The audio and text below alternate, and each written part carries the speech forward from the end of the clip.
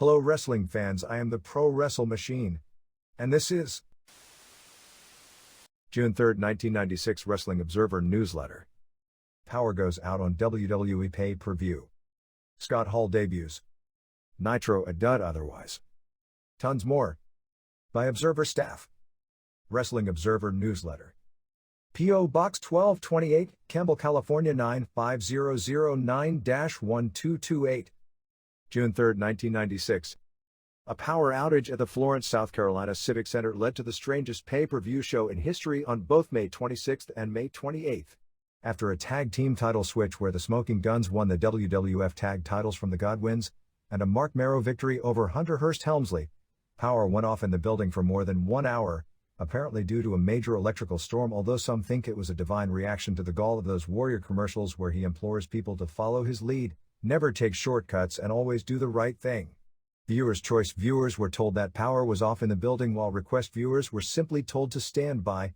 After about 25 minutes of blank screen, a clip aired of Vince McMahon and Jerry Lawler imploring viewers to stay tuned and they would attempt to bring them the Undertaker Goldust and Michaels Smith matches. McMahon announced that matches were taking place in the building and that they would air them during the May 28 replay showing. It was only due to Memorial Day weekend that WWF even had a Tuesday night showing for the In Your House show, as they figured the initial buy rate would be down because people were out of town, but that many of them could be hooked into buying a replay a few days later. However, by the time power was restored in the building, only about 25 minutes were left in the show. They only had the Michaels Smith match, which was a major disappointment and ended the show on a very sour note. There were a lot of people surprised they didn't do a Michaels Smith rematch on the replay show after the weak match the two put on first time out. While the pay-per-view broadcast was shut down, they presented the scheduled matches in the arena with battery-operated cameras, a low-power generator making the matches barely visible to spectators, and none of the ring introductions. The footage was nowhere close to broadcast quality, so the decision was made to air the three missing matches live from North Charleston, South Carolina during the replay show. As it was, 2 of the 3 matches on the replay were said to be much better than they originally were in Florence, which from our report spelled the difference between a bad show and a good show. Of the 3 remaining matches, some changes were thrown in on the second airing.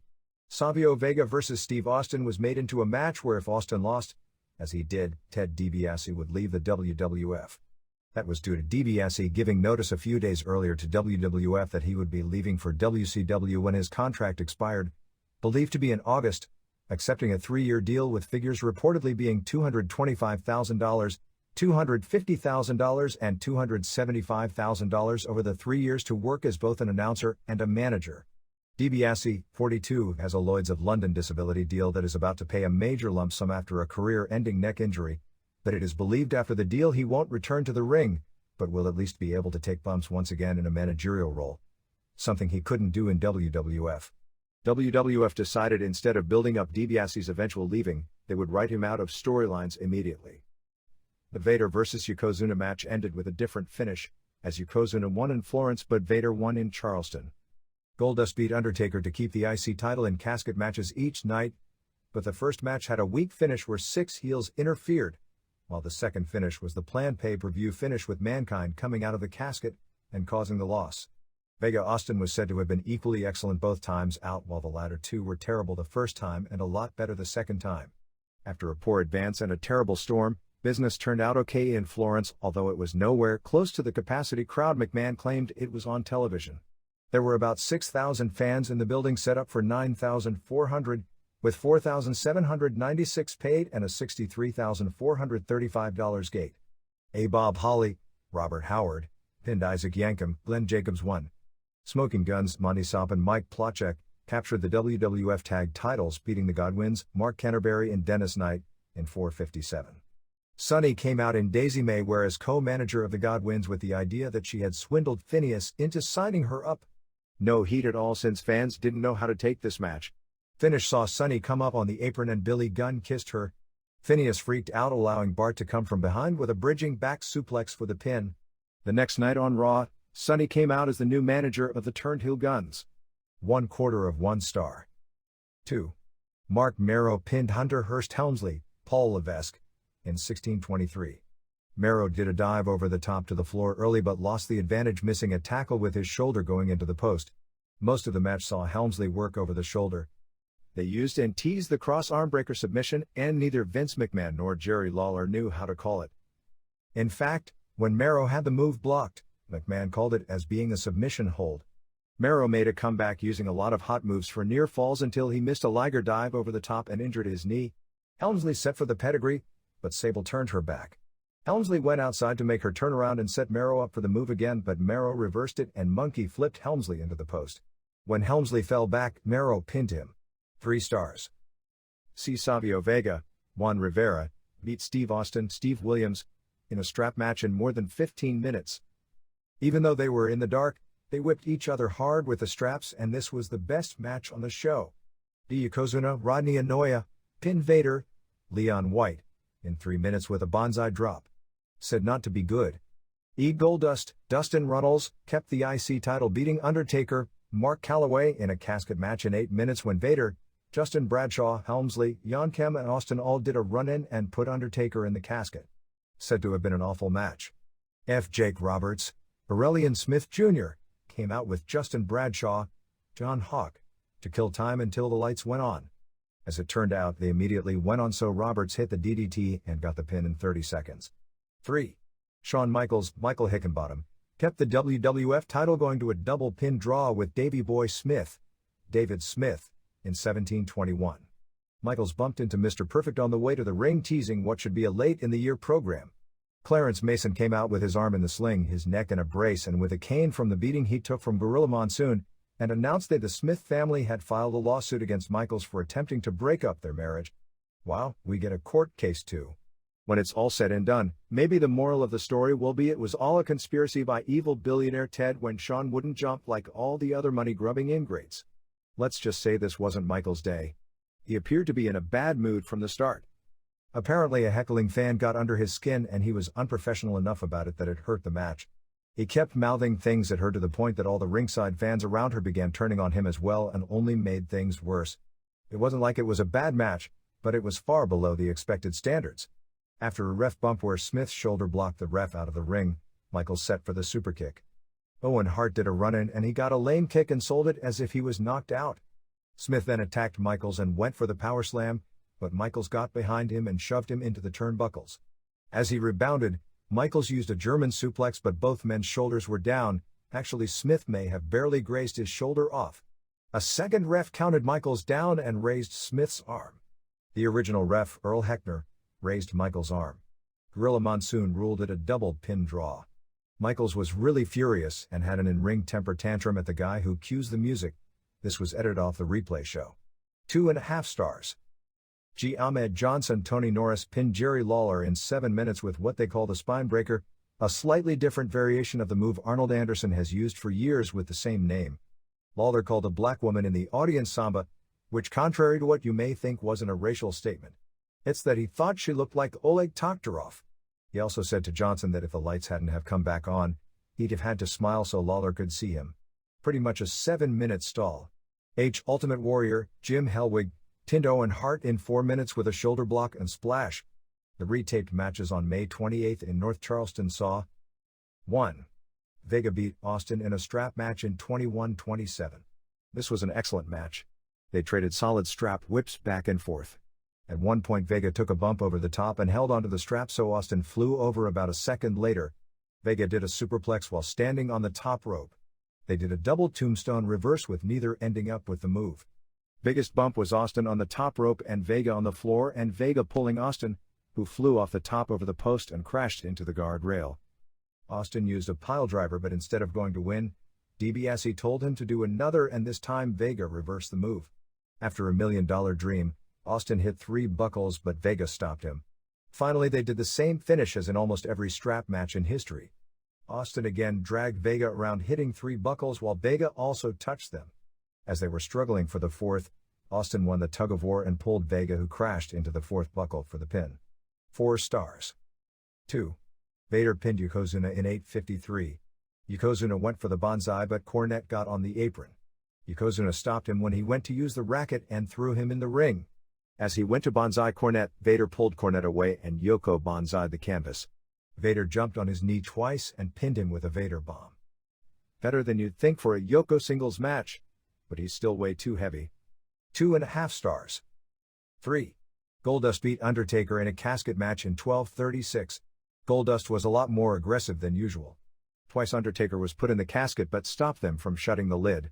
Goldust used a clothesline off the top and counted the pinfall as to show if it were a regular match he'd have pinned him.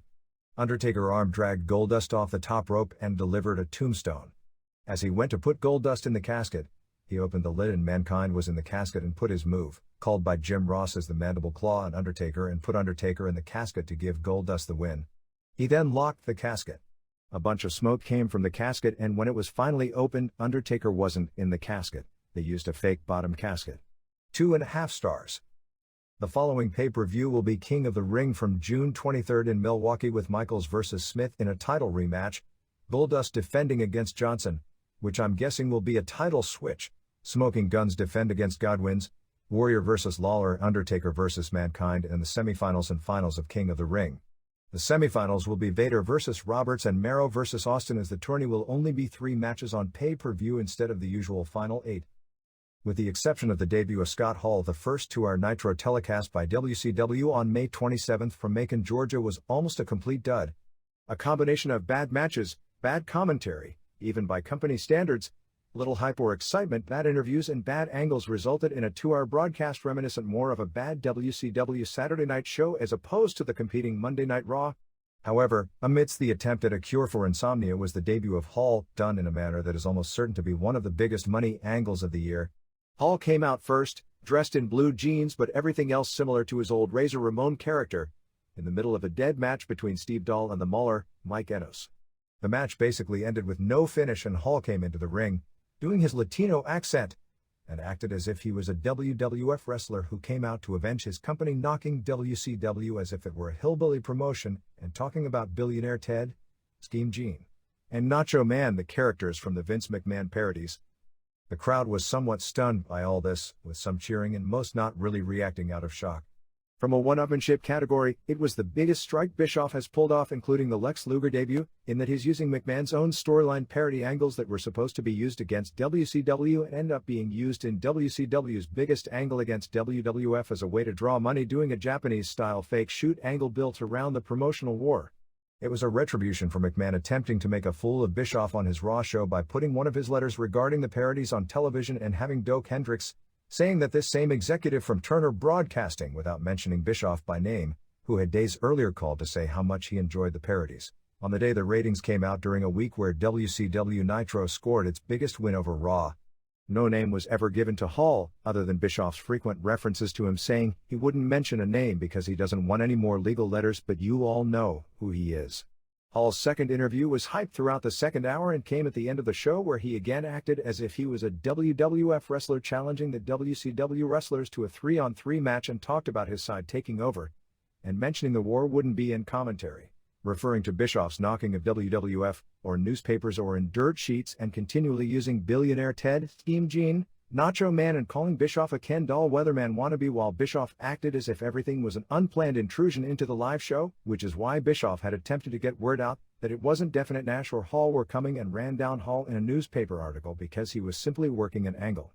The plan was that this match will end up being the main event on the July 6th WCW Bash at the Beach pay-per-view from Daytona Beach, with Hall and Kevin Nash and likely Lex Luger, who, if it turns out to be him, it'll be revealed was part of a ruse to befriend people, with the idea never stated but implied that the WWF was behind it all along, with the idea that they might be managed by Ted DiBiase. The WWF's emergency storyline put in where it is made clear DiBiase is no longer part of the organization would have hurt or killed the angle if DiBiase was inserted, so it appears if they were even going to do that idea, it's already been dropped. The WWF threesome would face Sting and Randy Savage and a third partner, either Giant or Ric Flair. This would likely build to Hall versus Hulk Hogan when Hogan returns in August. That at least was the plan, but in typical WCW fashion or lack of communication, that entire storyline was already released on its own 900 number. Playing off promotion versus promotion, particularly at a time when feelings of the fans regarding each promotion are so heated, is the best way to at least initially make money off these newcomers, and the longer they can keep the illusion they aren't part of WCW, the more money they'll make from the angle. It's similar to how New Japan drew the 3 biggest houses in the history of wrestling, doing a similar angle using UWFI as a competing promotion and its top star, Nobuhiko Takada, facing and eventually winning the world title from the New Japan organization and Keiji Muto before Shinya Hashimoto avenged the loss. This was the built-in angle that the WWF could have done first and best in 1991 when Ric Flair, who had never lost the NWA title, came into the WWF with the belt. However, egos at the top of the WWF, perhaps both McMahon and Hogan, during that time period prevented them from taking full advantage of Flair's past and caused the angle, which could have been among the hottest in wrestling, to sputter after some strong early houses since Flair was never portrayed as an outsider who hated the WWF and instead was painted as another WWF newcomer with a fake belt as a gimmick to challenge Hogan. How WWF will react to this is anyone's guess. WWF officials had talked at length about how they would enforce the company's trademark on the Razor Ramon character, which, in using the accent, WCW has already violated what they claimed they owned intellectual rights to.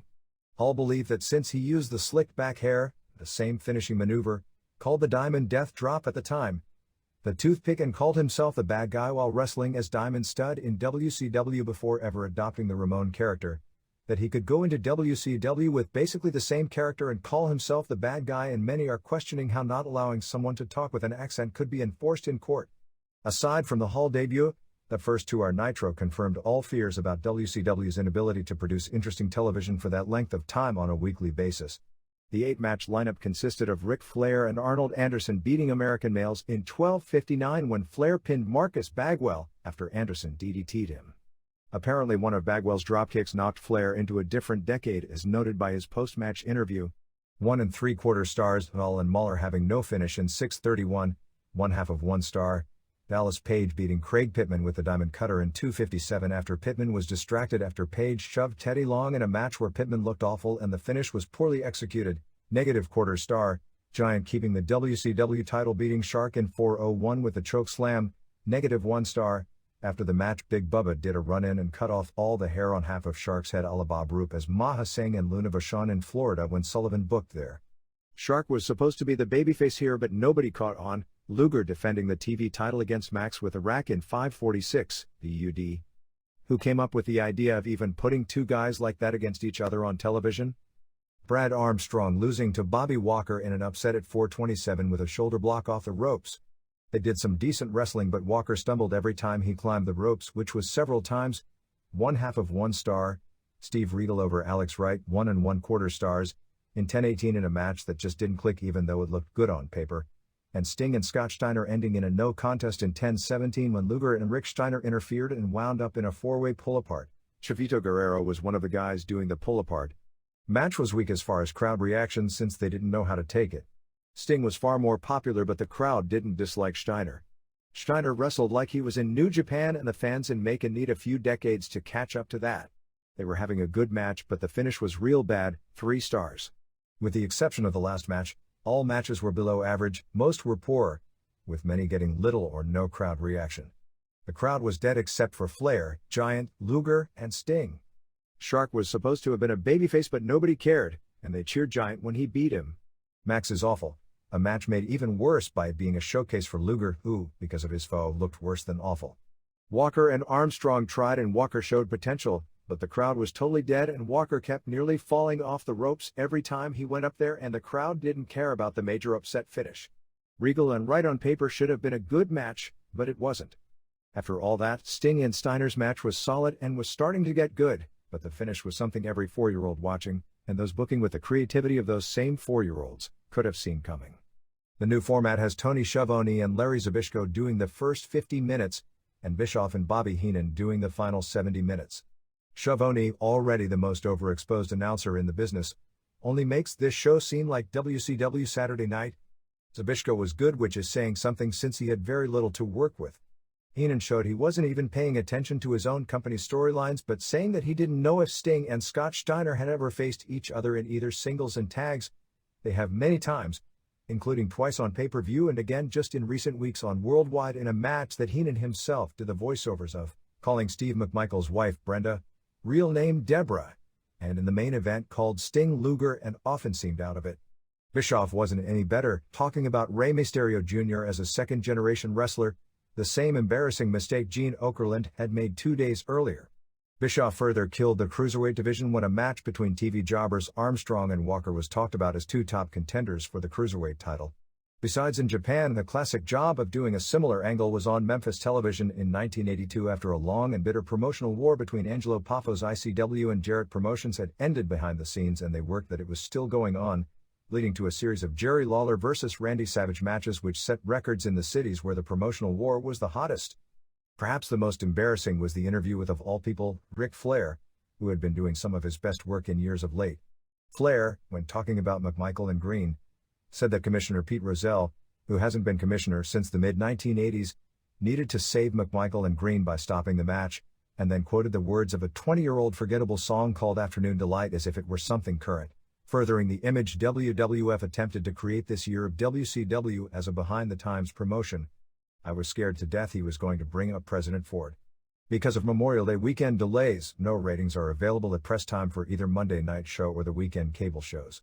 The show drew 4,309 fans, however only 1,811 were paid for a gate of $22,168. The lineup for the June 3rd Nitro in Asheville, North Carolina is Sting and Luger defending the tag titles against Steiners, Giant defending the WCW title against Ice Train, Flair and Anderson versus Ricky Morton and Robert Gibson, Regal versus Scott Norton and Shark versus Bubba.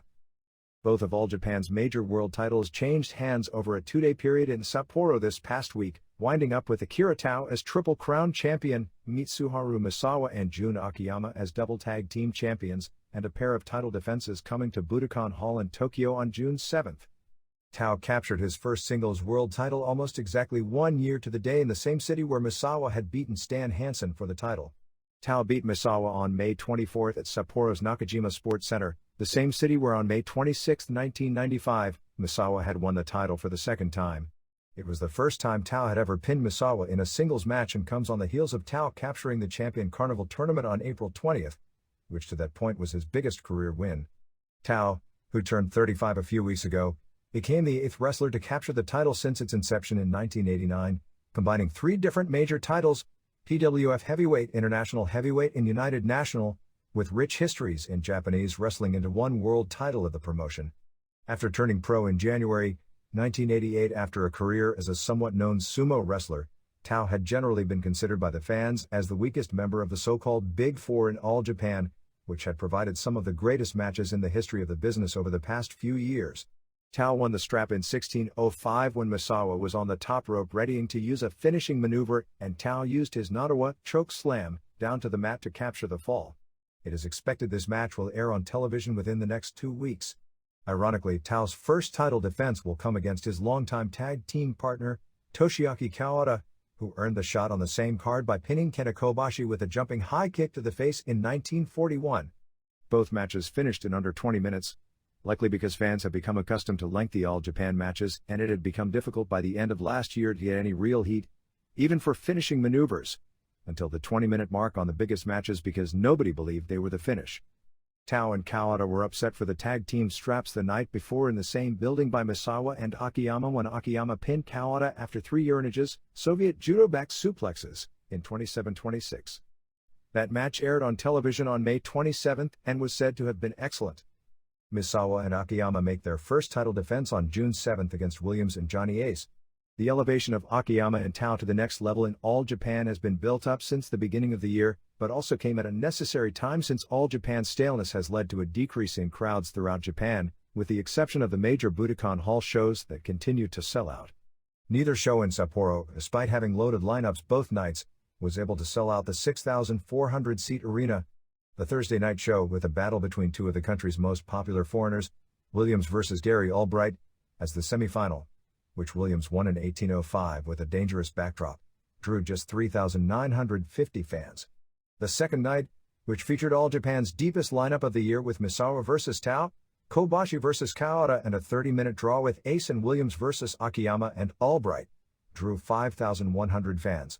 While selling out the same arena 2 straight nights with the jacked-up ticket prices is hard under the best of circumstances, both All Japan and New Japan have done it in the past with less attractive lineups. Akiyama, 26, the rising star of the promotion, still in only his 4th year as a pro after being an alternate to Manabu Nakanishi Kurosawa on Japan's 1992 Olympic freestyle wrestling team at 220 pounds, was one of the most spectacular first-year wrestlers in the recent history of wrestling, With his style and savvy in the ring as a rookie being compared with Jumbo Tsuruta in 1972, one of the company's all-time greats who came right out of the Olympic Games to main events against the top stars of that era such as the Funks, the Destroyer, and Jack Briscoe. Akiyama's push to the top was a little slower, but was given the big jump start earlier this year when he scored pins on both Kawada and Tao in 6-man tag team matches on non-televised cards, and his work has improved to where he's elevated himself to top 10 status in the world, and some 6-man tags has outshined even Misawa, Kawada, and Kobashi.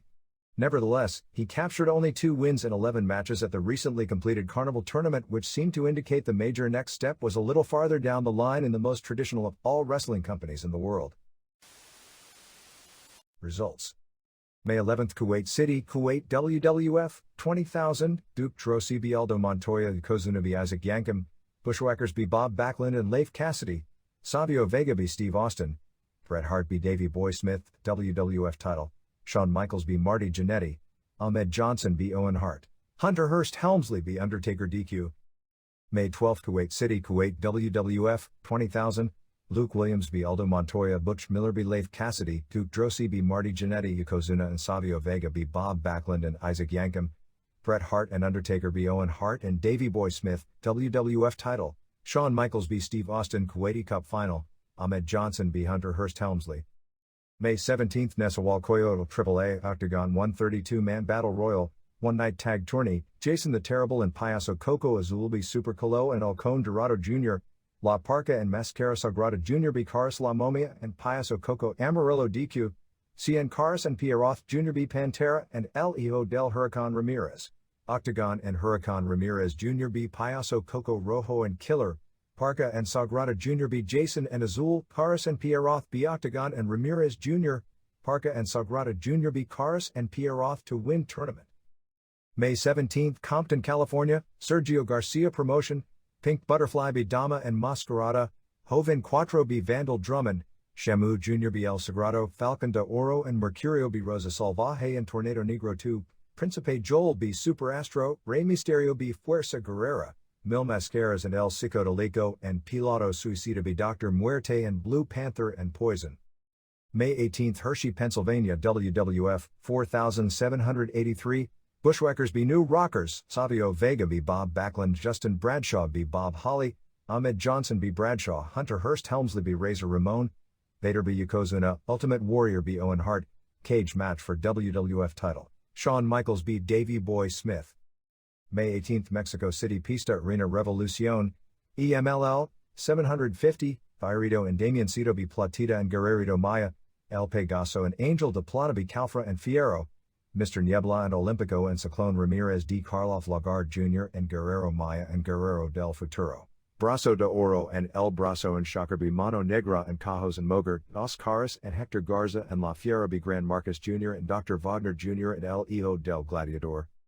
May 20th, Niigata, All Japan, 2,500, Monakia Mossman and Tsuyoshi Kikuchi B. Kantaro Shiga and Misao Inoue, Bobby Fulton and Tommy Rogers B. Ryukaku Izumida and Tamon Honda, Mighty Inoue and Haruka Eigen and Masafuchi B. Mitsuo Momota and Rusher Kimura and Giant Baba, Takao Omori B. The Lacrosse, The Patriot and Johnny Ace and Steve Williams B. Gary Albright and Dan Crawford and Doug Furness, Mitsuharu Misawa B. Giant Kimala 2, Kenta Kobashi and Jun Akiyama and Satoru Asako B. Toshiaki Kawada and Akira Tao and Yoshinari Ogawa 24-25. May 20th, Memphis, USWA, Tony Falk B. Tony Williams, Cyberpunk Ice B. Leon Downs, Brickhouse Brown B. Sean Williams, Brown and Falk and Downs B. Ice and Williams, Lingerie Match, Miss Texas B. Samantha, Barbed Wire Match, Cyberpunk Fire B. Bill Dundee, Chain Match, Brian Christopher B. Sir Mo, USWA title, Jerry Lawler B. King Mabel to win title. May 20th, Aomori, IWA, 850 Takeshi Sato B. Jun Nagaoka, Kyoko Ichiki B. Emi Motokawa, Katsumi Hirano B. Tutor the Turtle, Hiroshi Itakura and Keizo Matsuda B. Flying Kid Ichihara and Akinori Tsukioka, Leatherface and Terry Gordy B. Freddy Krueger and Silver Jason, IWA and NWA tag titles, Tarzan Goto and Mr. Ganasuke B. Keisuke Yamada and Takashi Okano. May 21st, Akita, All Japan, 2,350 Satoru Asako B. Manukia Mossman, Dan Crawford and Doug Furness B. Tommy Rogers and Bobby Fulton, Rusher Kimura and Giant Baba and Mitsuo Momoto B. Mighty Inoue and Haruka Eigen and Masafuchi, Masao Inoue and Tsuyoshi Kikuchi and Yoshinari Ogawa beat Kentaro Shiga and Takao Omori and Jun Akiyama 2055. Akira Tao beat the Lacrosse, Gary Albright and Giant Kimala 2 beat Ryukaku Izumaya and Toshiaki Kawada, Steve Williams and the Patriot and Johnny Ace beat Mitsuharu Misawa and Kena Kobashi and Tomono Honda. May 21st Shinjo FMW Koji Nakagawa beat Gasaku Goshigawara, Hidobi Nanjio Hayato, Miwasato and Crusher Maidamari and Shark Tsuchiya beat Aki Kanbayashi and Kaori Nakayama and Megumi Kudo, Super Leather beat Riki Fuji, Headhunters beat Hideki Hasaka and Wing Kanemura. Street Fight, Horace Boulder and Hiskatsu Oya and the Gladiator beat Tetsuhiro Kuroda and Katsutoshi Niyama and Masato Tanaka. May 21st Mitsu IWA 500 Katsumi Hirano beat Jun Nagaoka, Keizo Matsuda beat Takeshi Sato, Amimoto Kawa and Tudor the Turtle beat Kyoko Ichiki and Akinori Tsukioka, Keisuke Yamada and Terry Gordy beat Jason the Terrible and Freddy Krueger. Doug Gilbert Tarzan Goto beat Takashi Okano. May 21st Hano All Japan Women 2000 Saya Endo beat Yoshiko Tamura, Shaparita Asari beat Yumi Fukawa, Mariko Yoshida beat Tanny Mouth, Tashio Yamada beat Kumiko Makawa, Ritamata and Kaoru Ito and Manami Toyota beat Genki Misae and Tomoko Watanabe and Asia Kong, Kyoko Inoue and Atsuko Mitabi Yumiko Hata and Mima Shimoda. May 21st Mexico City Arena Coliseo, EMLL, Brazito de Oro and Orito beat Pequeno Pierroth and Filinito, Yone Jinjin and Astro Rey Jr. and Americo Rocca beat Olympus and Ciclone Ramirez and Justiciero, Los Brazos beat Rambo and El Hijo del Gladiador and Dr. Wagner Jr. DQ. CMLL Welterweight Title Tourney Final, Mascara Magica beat Felino to win vacant title. May 22nd Helena, Mississippi USWA, 200 Brickhouse Brown beat Tony Williams, Jesse James Armstrong beat Tony Falk, Miss Texas beat Samantha, USWA Tag Titles, Jerry Lawler and Bill Dundee beat Cyberpunk's Unified Title, Jeff Jarrett beat Brian Christopher DQ, Christopher won Battle Royal. May 22nd Tokyo Korakuen Hall, Big Japan Pro Wrestling, 1837 Sellout, Yuichi Taniguchi beat Yosuke Kobayashi, Masahiko Kochi beat Satoru Shiga, Crusher Takahashi and Aquarius beat Ichiro Yaguchi and Hiet, Sabu beat Hack Myers, Mr. Pogo beat Shinya Kojika, Exploding Balloon Thumbtacks Deathmatch, Kendo Nagasaki and Seiji Yamakawa beat Shoji Nakamaki and Axel Rotten.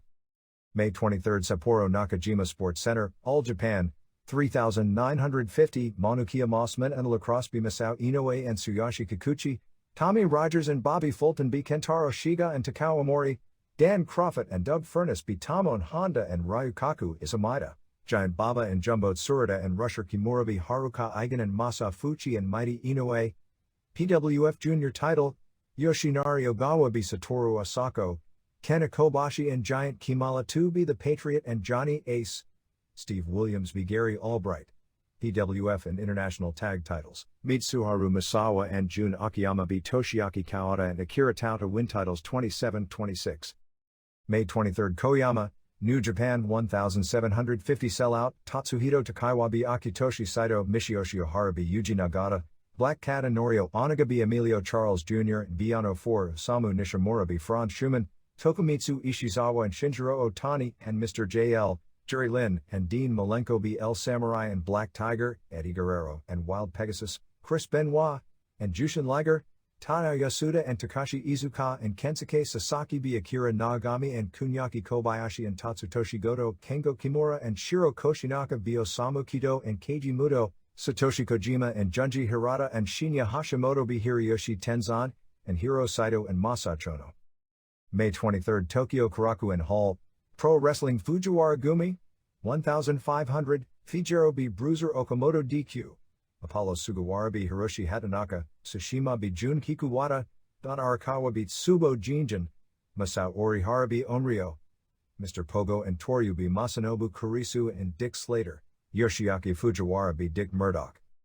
May 23rd Imabari, FMW, Tetsuhiro Kuroda beat Okamoto, Hideki Hasaka beat Gasaku Goshigawara, Riki Fuji and Hisakatsu Oya beat Kuroda and Nanjio Hayato, Bad Nurse Nakamura and Crusher Maidamari and Shark Tsuchiya beat Aki Kanbayashi and Kaori Nakayama and Megumi Kudo, Headhunters beat Hido and Wing Kanemura, Super Leather beat Katsutoshi Niyama, Street Fight, The Gladiator and Horace Boulder beat Koji Nakagawa and Masato Tanaka.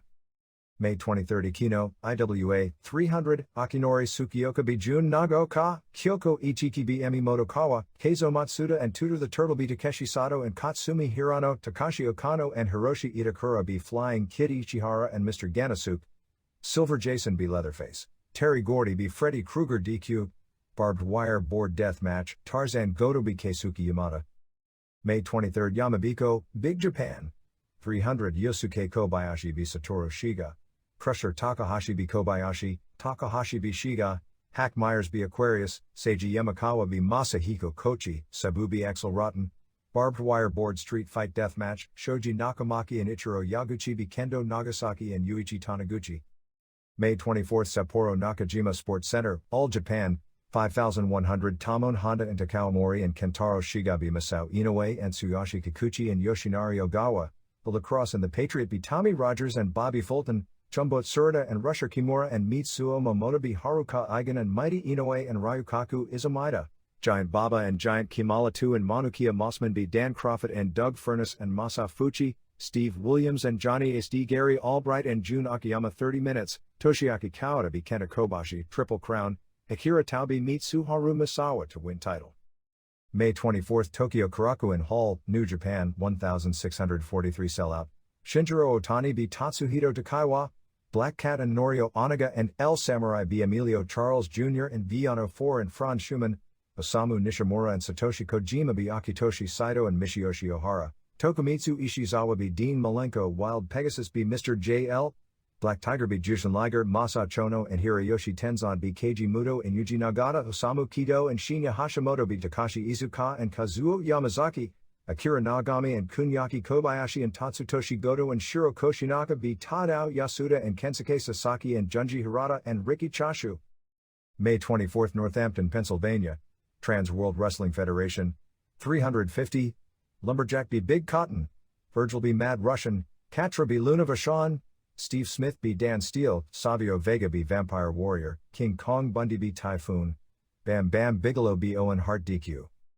May 24 Tadabayashi, All Japan Women, 1770, Genki Misae B Yumi Fukawa, Kaoru Ito and Mariko Yoshida B Saya Endo and Kumiko Makawa, Toshio Yamada and Itsuko Mita and Mima Shimoda B Kyoko Inoue and Takako Inoue and Yoshiko Tamura, Manami Toyota B Ri Tamada, Asia Kong and Tomoko Watanabe B Yumiko Hata and Shaparita Asari. May 24 Ueda, Big Japan Pro Wrestling, 2340, Crusher Takahashi B Satoru Shiga, Shiro Yaguchi B Yosuke Kobayashi, Aquarius B Masahiko Kochi, Shinya Kojika D Hack Myers, Sabu B Myers, Mr. Pogo B Seiji Yamakawa, Barbed Wire Board Street Fight, Shoji Nakamaki and Axel Rotten B Kendo Nagasaki and Yuichi Taniguchi. May 24 Takamatsu FMW Gasaku Goshigawara B Okamoto, Isakatsu Oya and Horace Boulder B Nanjio Hayato and Katsutoshi Niyama, Tetsuhiro Kuroda B Goshigawara, Miwa Sato and Crusher Maidamari and Shark Tsuchiya B Aki Kanbayashi and Kaori Nakayama and Megumi Kudo, Super Leather B Hideki Hasaka, Headhunters B Riki Fuji and the Gladiator, Haido and Wing Kanemura B Masato Tanaka and Koji Nakagawa. May 24 Iwatsuma and WA, 250, Takeshi Sato B Jun Nagoka, Kyoko Ichiki B Emi Motokawa, Katsumi Hirano B Tutor the Turtle, Keigo Matsuda and Keisuke Yamada and Hiroshi Itakura B Akinori Tsukioka and Flying Kid Ichihara and Mr. Ganasuke, Terry Gordy and Takashi Okano B Silver Jason and Freddy Krueger, Tarzan Goto B Leatherface. May 24 Fall Branch, Tennessee, Southern States Wrestling, One Night Tournament, War Machine B Johnny Thunder, David Lynch B Alan Wayne, Bo James B TCB Man, Ricky Morton B Scotty McKeever, Alan King B Techno Rudo, Wolfman Kerbubba, Scott Sterling B Frank Parker, Danny Christian D Steve Flynn, Eddie Bruiser and Iron Man B Mike Cooper and Storm Trooper, Sterling B Morton, James B Machine, King B Lynch, James B King, James B Sterling to win tournament. May 25 Matsuzaka, New Japan, 2850, Shinjiro Otani B Tokumitsu Ishizawa, Dean Malenko B Viano 4, El Samurai B Franz Schumann, Akitoshi Saito and Kunyaki Kobayashi B Yuji Nagata and Osamu Nishimura, Junji Hirata B Kengo Kimura, Tatsuhito Takaiwa and Black Cat and Black Tiger and Jushin Liger B Emilio Charles Jr. and Mr. JL and Norio Onaga and Wild Pegasus, Keiji Muto and Kensuke Sasaki B Michiyoshi Ohara and Tatsutoshi Goto, Riki Choshu and Satoshi Kojima and Osamu Kido B. Hiro Saito and Hiroyoshi Tenzan and Masa Chono, Shiro Koshinaka and Akira Nagami B. Shinya Hashimoto and Takayuki Izuka. May 25 Ishikawa, Tokyo Pro Wrestling, Akihiko Masuda B. Masked Eye, Brasso de Oro and Brasso de Plata B. Shocker and Sakikage Gecko B. Astro Ray Jr., Mr. Pogo B. Masashi Aoyagi, Kenichi Yamamoto and Yoshihiro Takayama B. Masanobu Kurisu and Kishin Kawabata, Yoji Anjo and Shigeo Okamura and Takashi Ishikawa B. Daiko Kubo Benkei and Great Kabuki and Abdullah the Butcher. May 25 Takagio IWA, 300, Akinori Tsukioka B. Jun Nagaoka, Kyoko Ichiki B. Emi Motokawa, Tutor the Turtle B. Takeshi Sato, Keizo Matsuda B. Katsumi Hirano, Freddy Krueger and Silver Jason B. Hiroshi Itakura and Takashi Okano, Terry Gordy and Leatherface and Keisuke Yamada B. Flying Kid Ichihara and Tarzan Goto, and Mr. Ganasuke. May 25 Saitama All Japan Women, Saya Endo B. Yoshiko Tamura, Kumiko Makawa and Genki Misae B. Takako Inoue and Yumi Fukawa, Manami Toyota and Mariko Yoshida and Kaoru Ito B. Mimashimoto and Tomoko Watanabe and Ri Tamada, Yumiko Hata B. Tashio Yamada, Asia Kong and Shaparita Asari B. Atsuko Mita and Kyoko Inoue.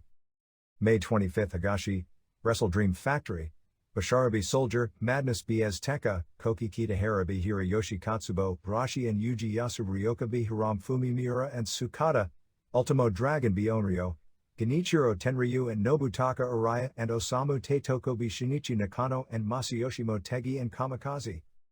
May 26 Omiya, New Japan, 2,500 Sellout, El Samurai and Villano 4 and Black Cat and Black Tiger B. Dean Malenko and Franz Schumann and Norio Onaga and Wild Pegasus, Emilio Charles Jr. B. Mr. J.L., Jushin Liger B. Tokumitsu Ishizawa, Akitoshi Saito and Michiyoshi Ohara and Akira Nagami B. Tatsuhito Takaiwa and Shinjiro Otani and Takayuki Izuka, Satoshi Kojima B. Hiroyoshi Tenzan, Tatsutoshi Goto and Shiro Koshinaka B. Tadao Yasuda and Kensuke Sasaki, Keiji Muto and Riki Choshu B. Hiro Saito and Masa Chono, Osamu Nishimura and Junji Hirata and Shinya Hashimoto B. Yuji Nagata and Osamu Kido and Kazuo Yamazaki.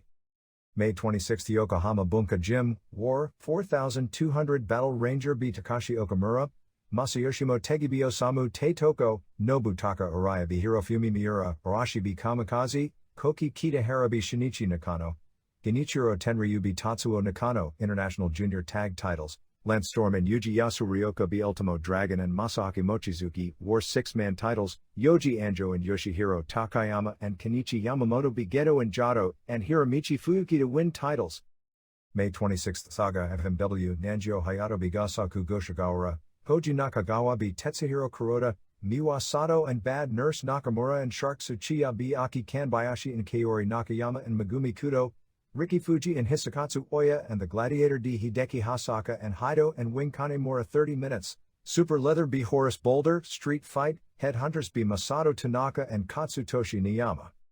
May 26 Hara IWA, 200 Katsumi Hirono B. Jun Nagaoka, Kyoko Ichiki B. Emi Motokawa, Takeshi Sato and Keizo Matsuda B. Akinori Tsukioka and Tutor the Turtle, Keisuke Yamada and Takashi Okano B. Silver Jason and Freddy Krueger, WWA-LT. Title Hiroshi Itakura B. Flying Kid Ichihara, Tarzan Goto, and Mr. Ganasuke B. Leatherface and Terry Gordy. May 26 Kanazawa, JWP, Tomoko Kuzumi B. Kanako Matoya, Tomoko Miyaguchi B. Yuki Miyazaki, Cutie Suzuki B. Fuseo Naochi, Saburo and Dynamite Kansai B. Rieko Amano and Mayumi Ozaki, Hiromi Yagi and Candy Akutsu and Hikari Fukuoka B. Kuzumi and Commando Borshoy and Devil Masami. May 26 Yamato, Tokyo Pro Wrestling, Astro Ray Jr. and Sakikage B. Mask No. 1 and Akihiko Masuda, Masashi Aoyagi B. Toryu Gecko and Shocker B. Brasso de Oro and Brasso de Plata, Daiko Kubo Benkei B. Kishin Kawabata, Mr. Pogo B. Masanobu Kurisu, Abdullah the Butcher and Great Kabuki B. Takashi Ishikawa and Shigeo Okamura. May 26 Misato, All Japan Women, 630, Genki Misae B. Yoshiko Tamura, Mariko Yoshida B. Yumi Fukawa, Tashio Yamada B. Saya Endo, Etsuko Mita and Takako Inoue and Tomoko Watanabe B. Shaparita Asari and Kumiko Makawa and Ri Tamada, Asia Kong B. Mima Shimoda, Yumiko Hata and Kyoko Inoue B. Manami Toyota and Kaoru Ito. May 26 Colorado Springs, Colorado, IWA, 400, Rampage B. Rage, Lady Victoria B. Sandy Star, Tiki Tapu be Rajun Redneck, Star and Redneck be Victoria and Tapu Doink be Don Juan DQ, Tito Santana be Iron Sheik.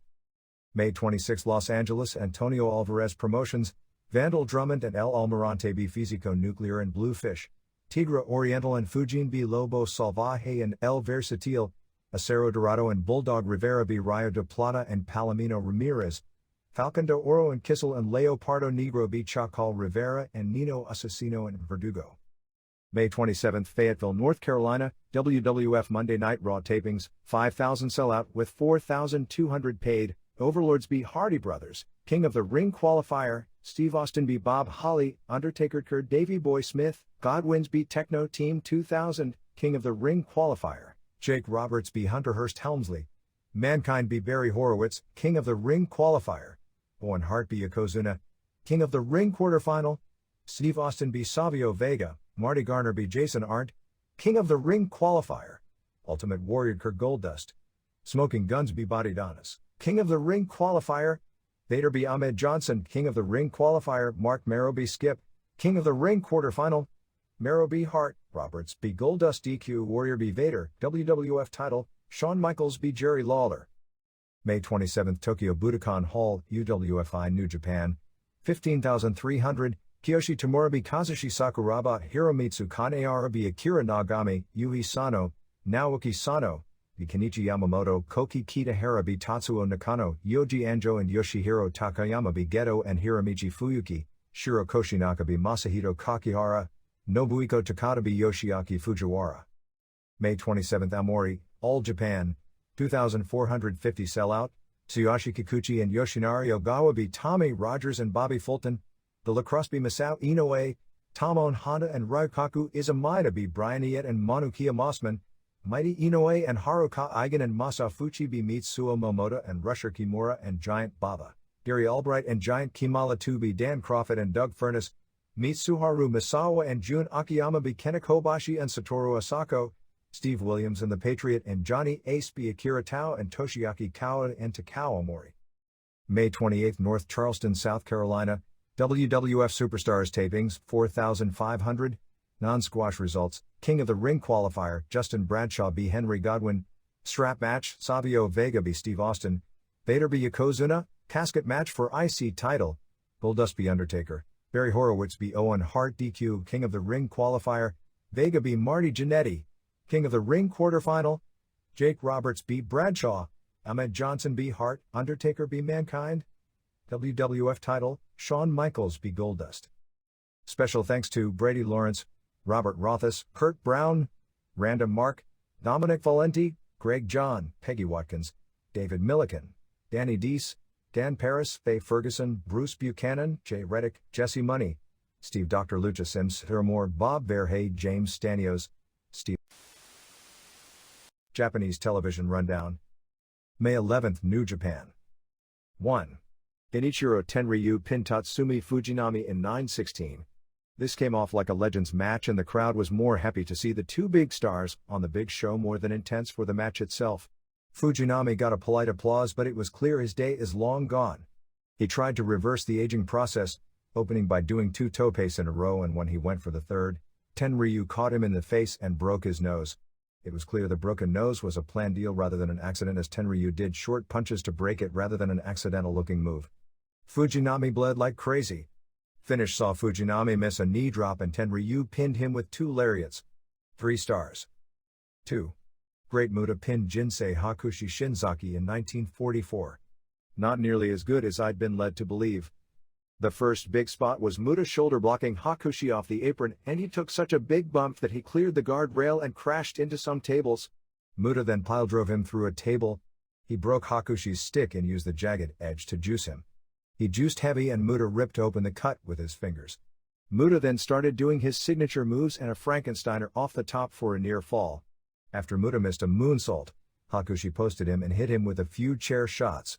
Hakushi then did a space-flying tiger drop, handspring across the ring into a moonsault out of the ring to the floor, also known as a Sasuke special, and a diving headbutt off the top rope for a near fall. He went for a power bomb, but Muta blew the mist in his eyes. After coming off the top with a double sledge, Muta used a moonsault and got the pin. 3 1/4 stars. EMLL. Mascara Magica beat Felino to capture the vacant CMLL welterweight title in the tournament final on May 21 at Arena Coliseo in Mexico City. The belt was vacated when Pantera jumped to AAA, however Pantera, instead of giving the belt back, lost it in Japan to Super Delfin, who is recognized as champion there. Dandy retained his NWA light heavyweight title on May 15 in Acapulco, beating Silver King. Don't have a report from the May 24 Arena Coliseo show, but the main event was Rayo de Jalisco Jr. at Atlantis and Lismark vs. Apollo Dantes and Fuerza Guerrera and Negro Casas. Dr. Wagner Jr. had a CMLL light heavyweight title defense against Dos Caras on May 26 at Arena Coliseo. AAA. In one of the bigger upsets in history, Pimpinela Escarlata, Florencio Diaz, captured the Mexican national light heavyweight title from La Parca on May 13 in Nuevo Laredo at the outdoor baseball stadium using the dusty finish, as Parca had Escarlata in the torture rack after bumping the ref by accident, and the ref came in and DQ'd Parca, costing him the title. Reports we have are that Nuevo Laredo has turned into the hottest city for wrestling in Mexico because of the recent usage of wilder FMW ECW type tactics, and the commission has been more lenient than in Tijuana, Acapulco or Mexico City regarding letting the stuff take place. Nuevo Laredo, which is a border town across from Laredo, Texas, has the wildest and perhaps most dangerous crowds in Mexico, so that style would be more suited there than in a city where there is more of a wrestling tradition. In years past in that city, crowds have been so unruly that during one 1994 television taping, the television announcers, as they implored the crowd to stop throwing rocks at the heels, told them they were making their city look bad on worldwide television. Parca has taken advantage of using the wild tactics to turn into a super drawing card in that city. The May 13 match led to a rematch on May 20 in the same building, which I'm assuming saw the title go back to Parca, although I don't know that for sure. The crowd on May 20 was approximately 12,000, which was the largest crowd to see wrestling in Mexico that I'm aware of this year, and was definitely the all-time record in Nuevo Laredo, since it was a sellout crowd in the stadium, and even in the glory days of AAA they never sold the baseball stadium out. It was the second straight huge crowd, as the May 13 show also did in excess of 10,000 fans. Tentatively, Triple Mania 4C at El Toreo in Naucalpan on June 30 will be the first time ever in Mexico match where 4 masks are at stake against 4 masks, with Caras La Momia and Los Payasos versus Halcón Dorado Jr. and Tinieblas Jr. and Blue Demon Jr. and Mascara Sagrada Jr. Obviously the heels are going down in this one. They will be doing a television taping on June 2 in Tijuana, the day after the Peace Festival, with a 4 corners tag team match known as Relevos Tijuanas with Pero Aguayo and Rey Mysterio Jr. Heavy Metal, and Psicosis, Cybernetico and Pierroth Jr. and Parca and Ultimo Dragon. Conan suspension still hasn't been lifted in Tijuana, and there will be no more crazy wrestling, broken tables, etc., in that city, it appears, since the commission didn't go for it. Also, Corazon de Leon, Chris Jericho, debuts for AAA teaming with Leon Negro and Angel Mensajero versus Halloween and Genghis Khan and Io del Enfermero, and Damien defends Iwas Jr. title against Sagrada Jr. Winners Andres Palamé has opened a gym in his hometown of Tabasco. On May 8, this promotion held its first bodybuilding contest called Mr. AAA, with several wrestlers entered. Cybernetico was the winner. Mascara Sagrada jumped to Promel starting on May 20. Andy Barrow, who was Killer's longtime manager before Janet, has returned to UWA. Speaking of Janet, she is not related to the Lutteroth family, as we reported a few weeks back. The AAA show on May 24 in Tijuana drew about 2,000 fans, with Rey Mysterio Jr. and Pero Aguayo and Villano 3 vs. Los Payasos as the main event. Tijuana native Venom tore up his ankle and will be out of action for a long time. If you had seen him wrestle, he was similar to 1-2-3 Kid in his style, in that he tried a lot of high-risk moves that he didn't hit perfectly, and that's the recipe for winding up with chronic injuries. Rey Mysterio Jr. was pulled from a June War tour in order to work the WCW pay-per-view event in Baltimore. From the J Cup on, War has done a solid job of getting Mysterio Jr. over, and on his first tour, featured him on every show and never had him do a job. On the other hand, well, you all know the story with WCW and what the bookers there do to get younger talent over. Pierroth Jr. kept his Mexican heavyweight title, beating Cien Caras on May 24 in Nezahualcóyotl in the TV taping show of the past week before 2,200 fans. The match was set up when they did a tag team tournament on May 17, where Caras and Pierroth split up after losing the championship match to Parca and Sagrada Jr. All Japan. The other main matches from the May 23 show in Sapporo saw Yoshinari Ogawa keep the PWF Junior title, pinning Satoru Asako in 1949 after a back suplex, and Kenta Kobashi and Giant Kimala to beat the Patriot and Johnny Ace in 1659 when Kobashi pinned Patriot after a flying clothesline. TV ratings have been strong as the May 12 show did a 4.1 rating while May 19 did a 3.3. New Japan. The biggest show of the past week was the UWFI show on May 27 at Budokan Hall before a crowd announced at 15,300 with Nobuhiko Takada beating Yoshiaki Fujiwara in the main event via knockout in 9:46. The card was all UWFI members against wrestlers from other promotions.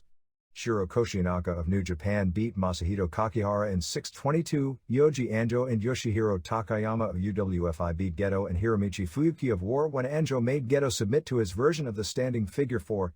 The beginnings of the War vs. UWFI feud saw Koki Kitahara of War, fresh from UFC, beat Tatsuo Nakano, and in an upset, Hiromitsu Kanehara beat New Japan's Akira Nagami in 5:25 with a knee-lock submission.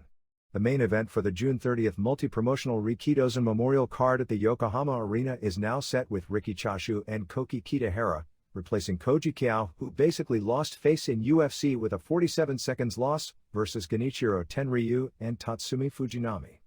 UWFI on June 7 in Sapporo has a feud with War with Takada vs Arashi, a War 6-man tag title rematch with the Golden Cups, Anjo and Takayama and Kenichi Yamamoto, defending the belts that they won on May 26 in Yokohama against former champs Geto and Jado and Fuyuki, and the debut of a masked man called 200% Machine, who wears a strong machine mask with 200% written on it to show that he's aligned with Anjo. In the trio's title change on May 26, Anjo again used his standing figure 4 on Geto in 2004. After the current tour ends, New Japan's next major tour will be from June 23 to July 17, headlined by the Road Warriors. The two biggest shows of the tour are the final 2 nights in Sapporo, which will include the Giant defending the WCW title, plus Ric Flair, Randy Savage and Sting appear for those 2 shows. UWFI on June 26 at Nagoya Rainbow Hall has Takada and Kakihara vs Fujinami and Fujiwara, Anjo vs Yui Sano, Takayama and 200% Machine vs Tenryu and Arashi. The top of the Super Junior Tour opened on May 23 in Koyama before a sellout 1,750 with a 4 horsemen, Jushin Liger and Wild Pegasus and Black Tiger and El Samurai, teaming together for the first time since forming the group and losing to Shinjiro Otani and Tokumitsu Ishizawa and Mr. JL and Dean Malenko. In tournament matches on May 24 at Korakuen Hall before a sellout 1,643 saw Ishizawa over Malenko with a cross armbreaker, Pegasus pinned JL, and Tiger pinned Liger in 13:27 with a BT bomb Splash Mountain. May 25 in Matsuzaka before 2,850 saw Otani pin Ishizawa, Malenko beat Viano 4 and Samurai pinned Franz Schumann from CWA in Europe. May 26 in Omiya before a sellout 2,500 saw Emilio Charles Jr. pin JL and Liger pinned Ishizawa, and in the opening match of the tournament to decide the next challenger for the IWGP Heavyweight title on June 11, Satoshi Kojima pinned Hiroyoshi Tenzan. Junior tourney finals are June 12 in Osaka. Kazuyuki Fujita, 25, signed on May 21 with New Japan Pro Wrestling. Fujita was scheduled to be Japan's representative in freestyle wrestling at the Atlanta Olympics at 220 pounds, but lost in regional group qualifying in the Asian division in April in China. He's been training with Antonio Inoki, Ishizawa, and Yuji Nagata.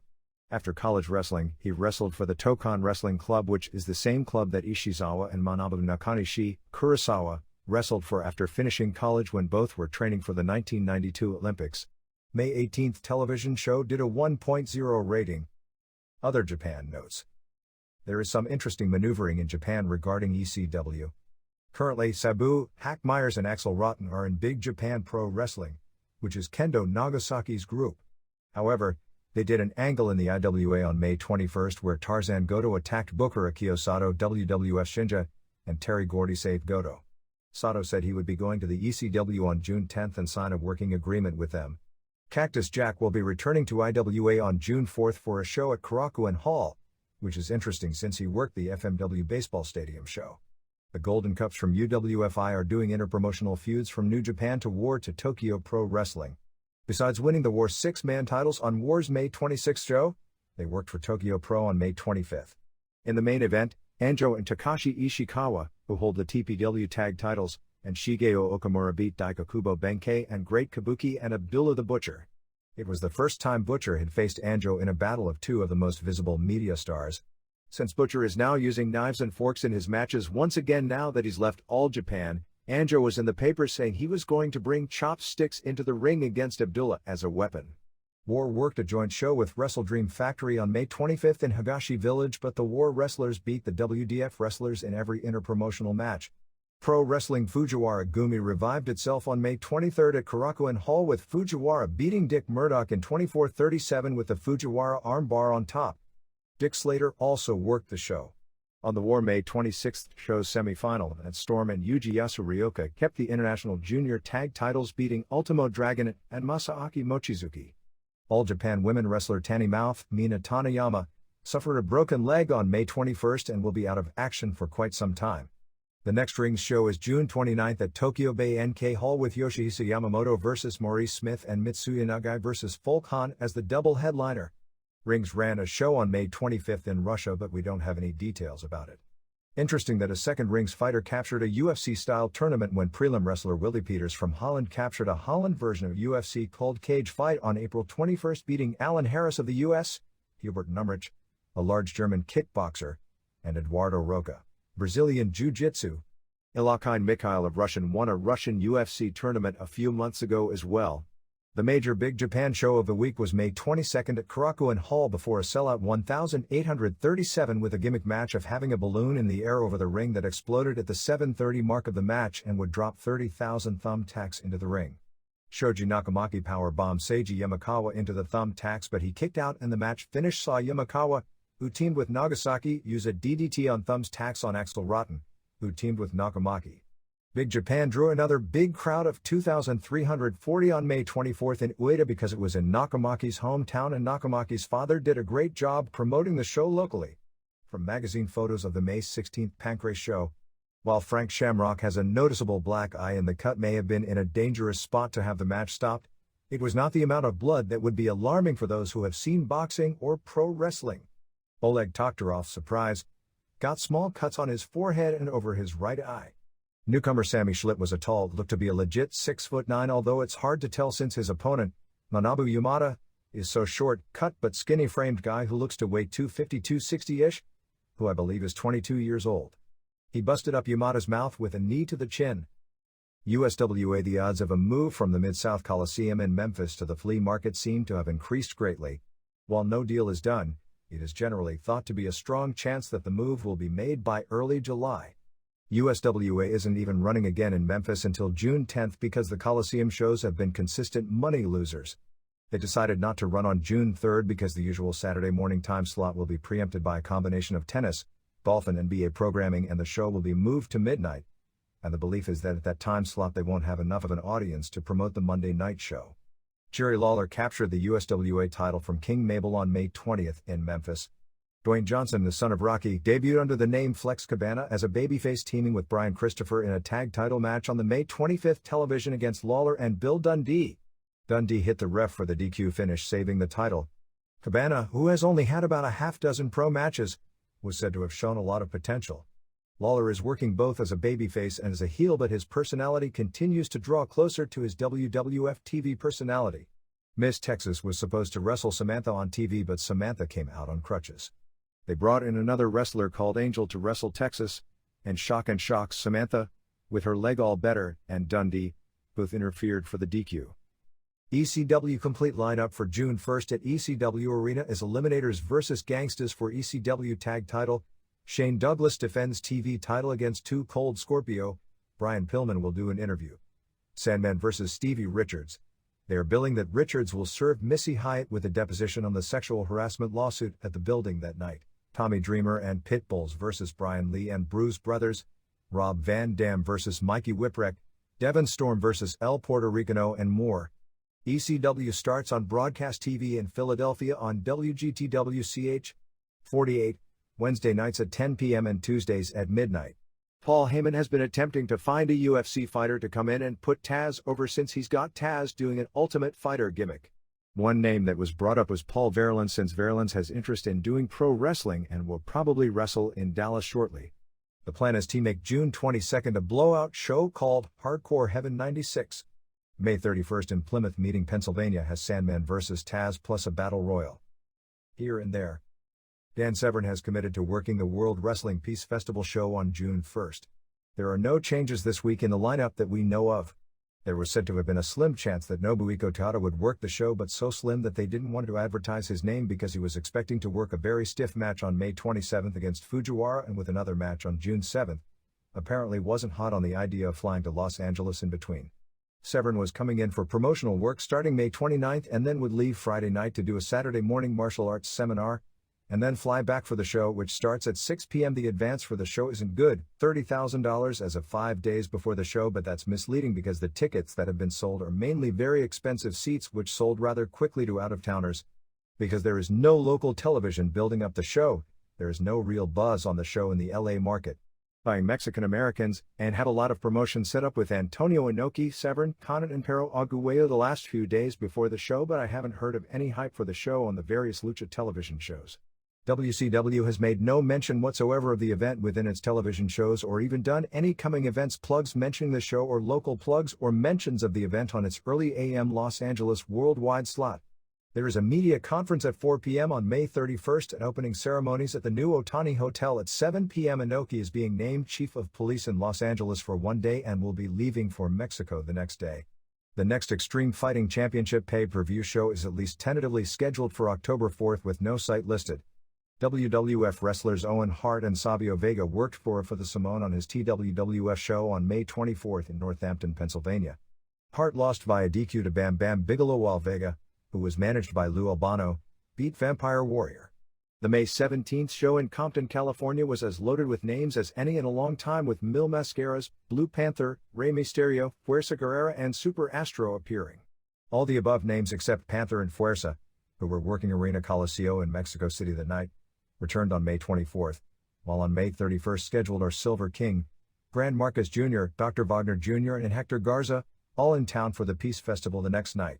With the help of a local version of the Crime Solvers television show on 3 area stations, the independent Pro Wrestling Alliance out of Alexandria, Virginia was able to get its $1,000 championship belt back. During the April 13th show during a title match, fan, Danielle Evans, 22, who was sitting at ringside, allegedly grabbed the belt and placed it under her coat. This was caught by a videotape of the show. When the belt disappeared during the match, an official at ringside, who didn't know for sure the belt was even brought to the ring, looked in the locker room for the belt, couldn't find it, and brought out a tag team title belt to use as a replacement and gave it to Johnny Gunn, who won the title that night. The IPO turned a copy of the tape over to the Fairfax County Police and a local PI, who got the tape and enhanced the picture, which was put on 3 Washington, D.C. television stations. Evan's parents saw the tape and talked their daughter into turning herself in. The belt was then returned to the police, but allegedly some of the diamonds were missing. UFC The Political Football Game has moved to Providence, Rhode Island, the scheduled site of the July 12th pay-per-view show. Governor Almond of Rhode Island came out against UFC last year when John McCain was writing to governors around the country trying to get them to ban the events in their respective state. The governor held a meeting with the Attorney General on May 21st, attempting basically to find a law in the books that would enable them to ban the event. The Division of Racing and Athletics within the Department of Business Regulations has not issued a license for the event to go on. Providence lawyer James Iacocca, who is representing Semaphore Entertainment Group in the latest legal fight, said, "Our understanding is that the DBR is authorized to license boxing, kickboxing, and wrestling. Since Ultimate Fighting is none of those things, we feel we don't need any license at all." About 1,000 tickets for the Providence event were sold in the first few days. Tickets were on sale coming off the promo on the pay-per-view broadcast. Rorion Gracie was telling students at his dojo that Royce would be coming back to UFC to accept the challenge from either Severn or Shamrock to a 30-minute superfight match in which, should they be unable to beat Gracie in the prescribed time limit, that Gracie would get the decision based on being the lighter man. There's a long stretch between saying something in the dojo and having the contract negotiated and signed. Some background info on Mark Schultz. Schultz is actually 35, not 33 as listed here last week and as listed on the UFC telecast, which I should have known since he and I are from the same area and went to high school at the same time. He won the gold medal at 181 pounds in freestyle wrestling in 1984. Older brother Dave won the gold at 163 pounds in the same Olympics. He placed 6th in the 1988 Olympics at 181. Dave and Mark are the only brother combination in American wrestling history to have won both a gold medal in the Olympics and a world championship. He was the U.S. rep at 181 in the 1983 World Championships but didn't medal. He won the gold at 181 in 1985, the same meet where Dan Severn placed 6th in the world at 220. He placed 7th in the 1986 World Meet and came back to win another gold in 1987. He placed 5th in the Pan American Games in 1983 and won the gold in 1987. In the World Cup, he won the gold in 1982 and placed 2nd in 1985. In the AEU Nationals, he placed 2nd in 1982. He won the USA Freestyle title in 1984, 1985, 1986 and 1987. In college at Oklahoma, he is one of very few three-time NCAA champions in history, winning in 1981, 1982 and 1983, and was California State High School champion in 1979, after not even going out for the sport until 1978 because gymnastics was his sport and he was a star in that sport as well. In 1987, he was named USA Wrestler of the Year and placed in the top 10 balloting for the Sullivan Award, which goes to the best amateur athlete in any sport in the United States. Schultz is believed to have earned $10,000 for the match with Goodridge, which is believed to have been the same figure Dave Benoit would have received. There was quite a bit of mainstream press regarding UFC over the past week. CBS had a show called World's Most Dangerous on May 21, which profiled Ken Shamrock. On May 23, and repeated on May 27, CNBC Cable had UFC as the subject on a talk show segment with Bob Marrowitz, Don Frye and Ref John McCarthy, along with legislator Nolbert Chavez from Denver, who was working on a bill to ban UFC from Colorado, Bob Peters of Morality and Media, and psychology professor from Columbia University. The CBS piece was very positive for Shamrock, showing clips of his UFC matches and also showing clips of him training and being with his family. UFC was portrayed as a brutal world and Shamrock as a kid who was constantly in trouble, who has grown up a lot ever since he had kids of his own. The CNBC piece was overall quite depressing in that the opponents of UFC come off more ludicrous, more uninformed and more emotional about the subject as time goes on rather than the other way around. Peters, who is the same clown on the A Current Affair ECW piece, admitted he had never seen a UFC but said he had read about it. Chavez said he saw it twice but then tried to criticize it in comparison with boxing, saying that boxers need to be qualified to get in and that they have referees and doctors to protect the fighters from injury. When McCarthy brought up that UFC has the same, Chavez said that boxing has safeguards like rounds and gloves. When McCarthy attempted to point it out that those actually make the fights more dangerous, rounds give the fighters 1 minute rest every 3 minutes to freshen them up and allow them to not lose as much power and stamina in a lengthy battle as UFC with no rounds theoretically would, and that rounds and gloves weren't created with the well-being of the fighters in mind but to give the audience a more action-packed product, which inherently means more dangerous. The host and opposing guests talked over him rather than listen to his points. I felt sorry for McCarthy, who was the star of the piece, even though his foes and the host continually talked over him and cut him off when he was making his points. He came off so logical that both Peters and Chavez reverted to making ridiculous assertions as he easily parried all their points, ending with Peters screaming at Marrowitz for being a money grubber. Marrowitz has been playing this game for a long time and knows exactly what to do. He comes across well largely because most of his critics have never seen a show and thus come off as ill-informed when attempting to make points on television against him, and the very real valid criticisms of UFC are never brought up because foes and hosts go into these shows thinking they can wing it. When Chavez brought up the safety concerns regarding how you have to be licensed to get into boxing while UFC will take anyone off the street, Frye, who boxed professionally, noted that all he had to do to get a boxing license was to say he was a boxer and pee in a cup, and that it was a lot harder for him to get into UFC. The professor was the funniest of all, as he had no idea what the subject was and confused UFC with pro wrestling, since he was talking about how the competitors work together to put on a show for the audience and try to get the audience to empathize with the loser, which left everyone shaking their heads. Speaking of Shamrock, a clarification in case anyone misunderstood what was in last week's issue. He said that in December, when his contract from Pancrase runs out, that he'll retire as a fighter with Pancrase, but that isn't to mean he's retiring at the end of the year from UFC, only Pancrase. Hollywood producer Peter McKelvey is putting together an action hero tag team of Shamrock and Lyra Herman from American Gladiators. Shamrock's first movie in which he has a starring role is called Champions, released by Thunderbird Pictures, where he plays, and this is certainly a stretch, the world champion of no-holds-barred fighting, who is kidnapped by a rival promoter and forced into battle to the death fights. The idea for a second movie, which doesn't have a distributor for the two, is called The Exfiltrator. Last week's Variety ran a brief on Shamrock's acting career, which Shamrock called a hobby. Nothing has come out of Detroit regarding prosecutions from the show after all the implied threats. The Illinois General Assembly sent a bill to Governor Jim Edgar that would ban ultimate fights within the state of Chicago.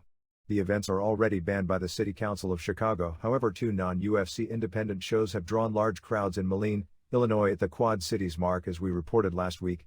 Another non-UFC event was expected to draw a large crowd in Naperville, Illinois over this past weekend. The law passed by a 98-8 margin in the House and 30-7 in the state Senate. The Chicago Tribune ran a story on the bill on May 23. Edgar hasn't indicated one way or another whether he would sign the bill. In the story, Representative James Meyer, a Republican from Bolingbrook, who sponsored the bill, said UFC crosses the line for what's morally good for society. Edward Burke, who spearheaded the bill banning UFC in Chicago, said that we felt the sport was too violent. It's an activity we didn't want, especially with the Democratic National Convention coming. It's also an image question for the city. State Senator Denny Jacobs of Moline has led an unpopular fight within the legislature against the bill, saying, "These are grown people making grown decisions. More people get hurt in hockey than they do in ultimate fighting." WCW. Preliminary estimates on the buy rate for Slamboree range from 0.40 to 0.55, so it's weighed down from uncensored. It's another feather in Hogan's cap as far as showing he's the one who pops the big buy rates on pay-per-view. The figure wasn't unexpected for a number of reasons, from the time of the year to the number of pay-per-view events in a 9-day period of time, and the fact Lethal Lottery has never done well on pay-per-view in the past. The Road Warriors officially quit the promotion on May 28. It was the same problem that had been going on for a few weeks, where they heard what Nash and Hall were getting and thought they should be in the same league, and management thought otherwise. WCW got Kevin Green booked on The Tonight Show on May 28. Tickets for the shows in New York, Philadelphia, and Hartford went on sale on Friday. New York had $47,000 and 1,600 tickets within the first few hours, and Hartford had $18,000 in the first few hours as well, but Philadelphia was lagging behind. The Philadelphia show will be the final event ever at the Civic Center. Brian Pillman had a meeting with Vince McMahon on May 23 and had a meeting set with Eric Bischoff on May 28, but the meeting never took place. It was expected that he'd make a decision as to which group he'll go with shortly. The betting line seems to be he's going to WWF, as he and WCW are far apart of money figures. He still wants to continue to do interviews in ECW and eventually build to doing one match with Shane Douglas, which apparently WWF was agreeable in letting him do. He was expected to get a major push on ECW television this week. Because of his injury, that match is still a couple of months away. He was scheduled to appear at the ECW show in Philadelphia on June 1 to start back on the Douglas angle. Chris Benoit vs. Kevin Sullivan in Baltimore on June 16 will be a Falls Count Anywhere match. Also on the Baltimore pay-per-view, the original plans for Dallas Page vs. Great Muta and Booty Man vs. Hugh Morris looks to now be Page vs. Booty Man. New Japan decided against sending Muta to the US to put over Page, since they see him as a prelim wrestler.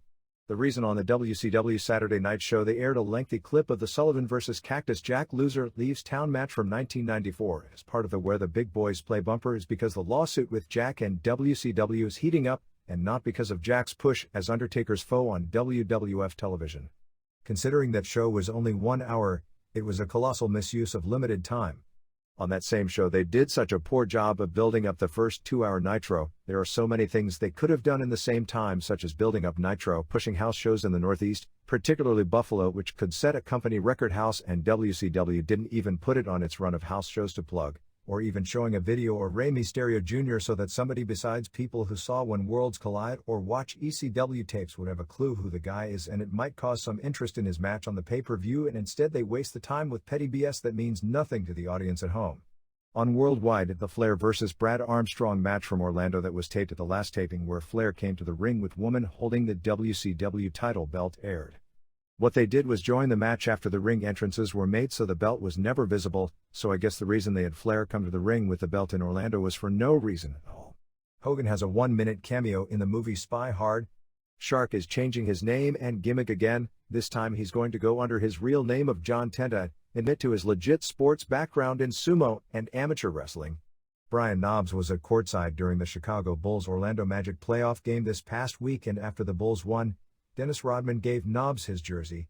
Jacques Rougeau and Pierre-Carl Ouellet were on a Montreal talk show recently and said they were putting together a WCW show at the 46,000-seat Olympic Stadium, and that they will team with Hogan as a 6-man in the main event and would be working his faces in WCW. From what we're told, Roju proposed the idea to WCW since there is tremendous political heat in Montreal since the WWF appears to have gotten an exclusive to run the new Molson Center. WCW turned down the idea figuring the stadium was too large and they weren't ready for such an undertaking, but there is a slim chance Roju will put together a show of his own without WCW, if he can get Hogan to agree to work the show, and that WCW will at least help him to the extent allowing him to use some talent. Roju and Ouellette are scheduled to debut with WCW in July. King Curtis will be returning to head the Dungeon of Doom, which will once again feud with Hogan when he returns. Also headed in for a tryout are a tag team called High Voltage. Kimberly was on hard copy on May 28 for a few seconds as a model on a fitness calendar. No mention at all was made about her role in WCW or other roles she's played. Except for Nitro, there were no WCW live events this past week.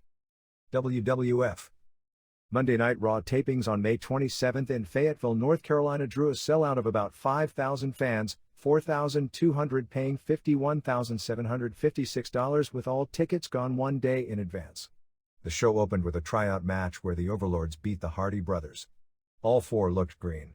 In the show that airs on June 3, in a King of the Ring qualifier, Steve Austin, without Ted DiBiase and the $1 Million Belt, beat Bob Holly in 10:20 with a $1 Million Dream. Undertaker and Davey Boy Smith went to a double countout in 13:30. As both were fighting outside the ring, Undertaker dispatched Smith and was about to get in the ring, but Mankind grabbed his foot and kept him from beating the count. Mankind then put his finisher on Undertaker, but Undertaker made his own comeback with a chokeslam and Mankind ran off. Undertaker's comeback didn't come right away, so it may be edited off television. Godwins beat Techno Team 2000 with Sonny doing commentary. In another King of the Ring qualifier, Jake Roberts pinned Hunter Hurst Helmsley in 10:30 after a DDT, and Roberts put the snake on Triple H after the match as well. The results was almost certainly punishment for the incident in Madison Square Garden on June 19 where Helmsley, Shawn Michaels, Diesel and Razor Ramon did the curtain call in the ring after the show, violating kayfabe big time. There was a sizable amount of internal heat regarding the wrestlers doing it, even though the majority of fans had left before Michaels finished his post-match routine, and it was mainly the hardcores left who liked it. Anyway, since they couldn't punish Diesel or Ramon since they were leaving, apparently flagrantly violating as many rules as possible on the way out, and Michaels is the company's golden boy and top draw, it was Helmsley who was the one made the example out of. In what appeared to be taped for June 10, Mankind beat Barry Horowitz in a match that got no heat, but after Jim Ross interviewed Mankind, and it was a strong interview. In another King of the Ring qualifier, Owen Hart pinned Yokozuna in 4:05 after Yoko missed the bonsai, and Hart pinned him using the ropes as leverage. Austin pinned Sabio Vega, which will end up being a King of the Ring semifinal, but they couldn't announce it to the crowd since Vega's first round match wasn't until the next night, this time using an ace crusher as his finisher. They also did a tryout match where Marty Garner beat James Arendt, and both worked very hard and looked good. The live show opened with a King of the Ring qualifier with Ultimate Warrior and Goldust doing a double count out in 15:20. It was announced the match had a 15-minute time limit, so apparently the guys were again too slow in getting it done. 1 star. Match dragged and Warrior's offense looked terrible, but Goldust did about as good as one could do carrying things. This eliminated both. The idea for the finish going in was that Warrior would have gotten back in time, but Jerry Lawler got in the way, although it didn't come off that way on television as Warrior was so blown up he couldn't run back in to beat the count. During the match, Warrior injured his elbow taking a bump out of the ring, which is why his later main event match with Vader only went 10 seconds and he didn't work at all the next night. In what I'm told was the best match of the entire taping, Smoking Guns managed by Sonny beat Bodydonnas in 11:58 when Bart pinned Skip 3¼ stars. Skip was tremendous working face spots. However, the crowd was totally cheering Guns, not understanding the angle. Sonny, to the fans live, was a total babyface, as when she started cheerleading the fans cheered with her instead of cheered the opposition, even though she and Guns were working heel style. In another King of the Ring qualifier, Vader pinned Ahmed Johnson in 11:28, 2 stars. Johnson isn't much of a worker but shows great fire. Finish saw Johnson use the sidewalk slam and have Vader pinned, but Hart came off the top rope with his cast. He legit injured or broke his wrist on May 19 at Madison Square Garden when Warrior dropped him wrong to KO Johnson. Johnson did a stretcher job, and backstage, Goldust gave him mouth-to-mouth. Johnson revived and saw the gold dust on his mouth and went crazy in a great angle, snatching Bob Holly against the wall and then running a jobber through Goldust's dressing room door. Crowd was hot to this point but died down and people started steadily leaving in droves to where there was maybe a half-filled building by the time Michaels came out for his main event match. In a King of the Ring qualifier, Marrow pinned Skip in 11 minutes with a Frankensteiner off the top in the second best match of the taping. Jim Cornette and Smith did an interview regarding the title rematch and pending court case. Warrior then blamed Lawler for him being counted out, but Lawler presented Warrior with an oil painting as a present, and you know where that wound up being broken on Warrior's head. Warrior just shook it off, although glass went everywhere and Lawler ran away. In a match to determine going to Milwaukee, Marrow pinned Hart with a Japanese rolling crotch hold. It wasn't as good as you'd think, as Marrow slipped and fell twice because there was so much debris and glass in the ring from the previous angle, although that will probably be edited off television. After the match, Hart KO'd Marrow, hitting him with the cast. Aldo Montoya was in the ring and Lawler got in and said that he reminded him of Warrior. You see, Warrior wears face paint and Montoya wears a mask. Yeah, it was a stretch, and Pa drove him. In dark matches, Roberts beat Goldust via DQ in a reverse decision with Harvey Whippleman as ref. Goldust threw Goldust in Roberts' eyes and got the pin, but Whippleman saw the Goldust on the mat and reversed the decision. Roberts DDT'd Goldust after the match. Warrior pinned Vader in 10 seconds after 2 clotheslines. Main event was supposed to be Michaels versus Goldust for the title, but they said Goldust was injured by Roberts, so Lawler took his place. Both clowned around and mainly stalled their way through a match before Michaels got the pin with a super kick that missed by 6 inches. Michaels got a super response coming out even though the crowd had emptied out by that time. Superstars taping May 28 in North Charleston, South Carolina before 4,500 saw Matt and Chip Hardy beat Overlords in a tryout match. In non-squashes, Bradshaw beat Henry Godwin in a terrible King of the Ring qualifier. Smith did an interview where he called Michaels out and they had a great pull-apart brawl. They really toned down the lawsuit and angle over sleeping with Diana and focused more on the title. Then they did the pay-per-view matches. Barry Horowitz beat Owen Hart via DQ when Hart wouldn't break the sharpshooter after the match and ref Harvey Whippleman reversed the decision. Vega beat Marty Jannetty in a very boring King of the Ring qualifier. Roberts DDT'd Bradshaw to go into the semifinals. In dark matches, Johnson pinned Hart, Undertaker tombstoned Mankind, and Michaels pinned Goldust in another match that wasn't good and was mainly stalling. Warrior was supposed to wrestle Vader, but Warrior came out and they announced that the South Carolina State Athletic Commission wouldn't let Warrior wrestle because of an elbow injury. Vader and Cornette came out and they did a non-taped interview segment where Warrior said Cornette was the first tennis player he knew with no balls, and he gave Vader one left-handed clothesline and he took a bump and left. WWF sent out memos to all wrestlers that the company was implementing HIV testing due to pressure from some athletic commissions. There is some question as to whether or not 123 Kid will return. July 6 at the Continental Arena, formerly Meadowlands, has Michaels vs. Vader and Undertaker vs. Mankind, which should headline most July arena dates. WWF is attempting to get exclusives with some of the major arenas, which may or may not cause another fight with WCW. In particular, WWF has gotten an exclusive on the new building in Buffalo. With WCW set to do record business in Buffalo on June 7 in the final event at the Old War Memorial, with the new building not giving them a date, they are shut out of doing a return show. There is talk of filing suit, but we've heard that talk going back to the Jim Crockett days and nothing ever comes of it. The belief is Vader isn't getting over as the killer heel they'd hoped for, although he does look to be the favorite to win King of the Ring. It's being blamed on his weight. Not that Vader isn't too heavy, but inherently you can't make a killer heel out of someone who isn't pushed as a killer. Vader got over immediately with the monsoon angle. Since that point his matches have been too long and too competitive for someone on his way up that they want to get over as a killer. Once he's over as a killer, doing long competitive matches and still winning allows the opponent to get over by giving him a good fight and losing.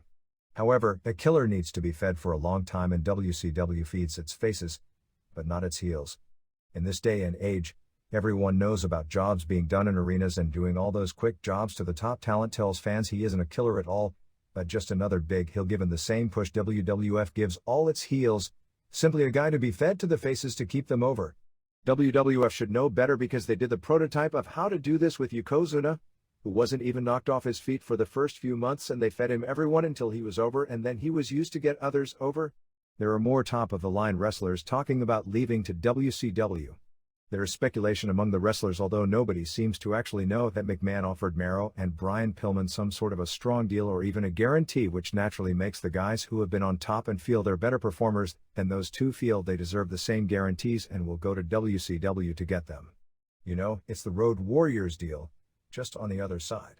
With the exception of Michaels, whose motivation is no longer money since he got the huge inheritance, Bret Hart, who hates Hogan and Flair and Undertaker, who can't take the gimmick with him. There are no untouchables when contracts expire.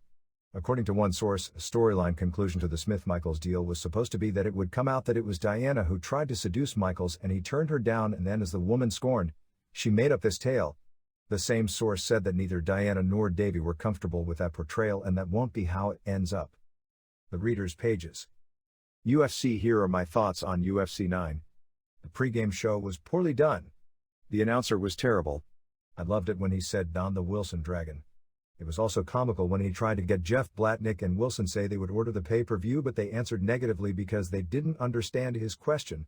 The time would have been better spent on fighter profiles. I was shocked that Robert Ferguson was a judge after the names Campbell McLaren called him when I informed him that Ferguson was promoting himself in his newsletter as being so sought after by UFC as a fighter. Steve Neclia makes it seem like everyone who appears in his magazine column is the world's greatest grappler, even if that isn't even their specialty. I don't see how Luther Campbell is qualified to be a UFC judge, but even worse, how was he supposed to be impartial when one of his former clients was scheduled to be competing? Worsham versus Frazier. What could be better than watching 2-0-1 fighters go at it? At least the goatee made Worsham look less like Forrest Gump.